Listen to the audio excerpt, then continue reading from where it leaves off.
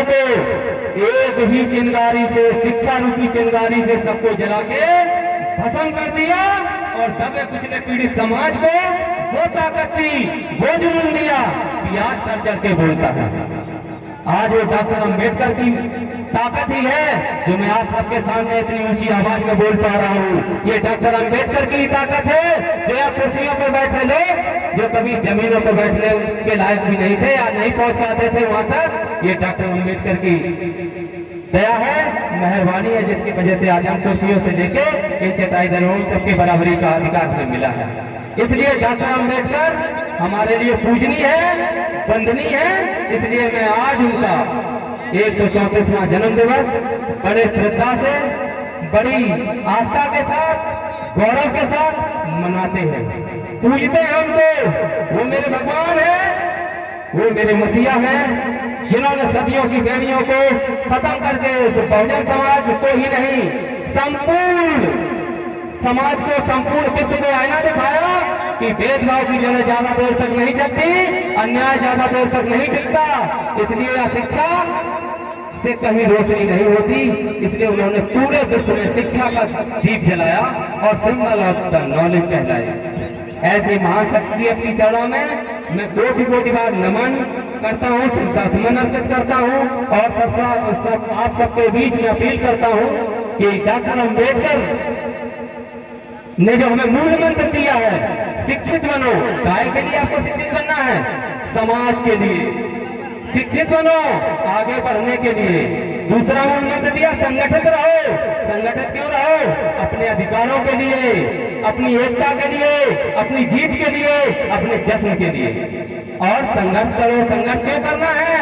जब आपके साथ कोई अन्याय करे, अत्याचार करे, उन जुल्मों को कुचलने के लिए संघर्ष करना बहुत आवश्यक है। और जब तक आप अपनी आवाज नहीं उठाओगे, आपको कोई अधिकार देने वाला नहीं है, आपको कोई पूछने वाला नहीं है, आपको कोई मांगने से भीख भी नहीं मिलती भाई। इसलिए संघर्ष करना पड़ेगा। ये कसौटी हमें डॉक्टर अंबेडकर ने दी है। हम क्यों पिछड़े, हम क्यों गुलाम हुए, हम सदियों तक क्यों नीचे चले गए? उसका कारण यही था कि हमने शिक्षित बनना नहीं चाहा, हमने संगठित होना नहीं चाहा, हम बिखर गए। और जब हम बिखर गए तो हम संघर्ष नहीं कर पाए, जिसका परिणाम रहा कि हमें पता नहीं, हमारे पूर्वजों को पता नहीं कितने वर्षों तक हमारी पीढ़ियां गुलाम रही, कितने वर्षों तक गुलाम रही। जब डॉक्टर अंबेडकर साहब आए, फूले साहब आए, फूले ने जो चिंगारी जलाई, ज्योतिबा फूले ने जो संकल्प लिया, उस संकल्प को आगे बढ़ाते हुए बाबा साहब ने उसे संविधान के रूप में हमारे आपके सामने ऐसी चुनौती पेश कर दी, इस सबर समाज के सामने, जिसके पास उसकी कोई काट, उसका कोई जवाब, उसका कोई नहीं था। और ये बहुत ही सुंदर स्वच्छ भारत का गणतंत्र तैयार हुआ, जिसकी बदौलत आज रानी की पेट को उन्होंने हमेशा के लिए ऑपरेशन करके खत्म कर दिया और बहुजन समाज के हाथों में वोट रूपी कुंजी देकर आप सबको इतना ताकतवर बनाया है कि आप जब चाहें, जिसे चाहें, हर 5 साल के बाद वो सत्ता परिवर्तन कर सकते हैं और अपना नया प्रतिनिधि तैयार कर सकते हैं, अपना राजा तैयार कर सकते हैं। और यही परिकल्पना बाबा साहब ने देखी थी, यही संकल्पना आप भी लीजिए कि हम बिखरे हुए समाज को एकजुट करके अपने लोगों का चयन करेंगे, अपने लोगों को सत्ता तक पहुंचाएंगे, जिनकी ताकत से हम आगे बढ़ने का काम करेंगे, जिनकी ताकत से हम पूरे समाज को जागृत करेंगे। तो हमें बाबा साहब के तीनों मूल मंत्रों पर विशेष ध्यान देना है।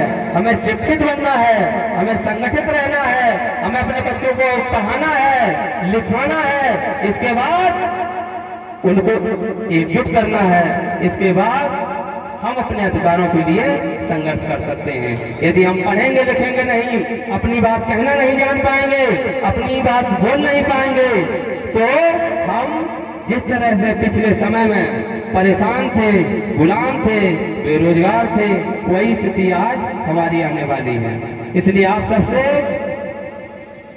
अंतिम रूप से अपील करता हूँ, निवेदन करता हूँ कि आप अपने अपने बच्चों को पढ़ाइए, शिक्षित बनाइए, आगे बढ़ाइए और एक सुंदर सुसंगठित समाज की रचना कीजिए, जिससे ये जो बाबा साहब ने संकल्पना की थी, परिकल्पना की थी, उस बहुजन समाज की आप रचना कर सकें। इन्हीं सब बातों के साथ मैं अपनी वाणी को विराम देता हूँ।